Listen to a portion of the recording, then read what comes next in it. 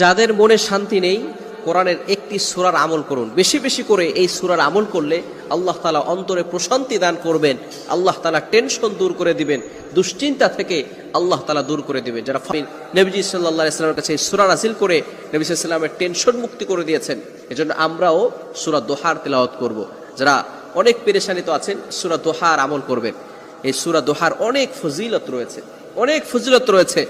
যাদের বাচ্চা অসুস্থ, বাচ্চা কান্নাকাটি করে রাতের বেলা, যদি আপনি 7 বার সূরা দোহা পড়ে সেখানে ফু দেন বাচ্চাদেরকে, আল্লাহ তাআলা তার ভয় দূর করে দিবেন। বাচ্চা রাতের বেলা কান্নাকাটি করবে না।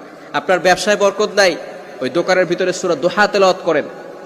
11 বার সূরা দোহা তেলাওয়াত করলে আল্লাহ পাক রব্বুল আলামিন ওই ব্যবসার ভিতরে বরকত দিয়ে দিবেন। শুধু তাই নয়, ঝগড়া হয়েছে, আপনার বন্ধুর সাথে ঝগড়া হয়েছে, খুব ভালো সম্পর্ক ছিল, আপনার কিছু একটা ভুলের কারণে বন্ধু আপনার সাথে আর সম্পর্ক রাখতে চাচ্ছে না, বন্ধু আপনার সাথে সম্পর্ক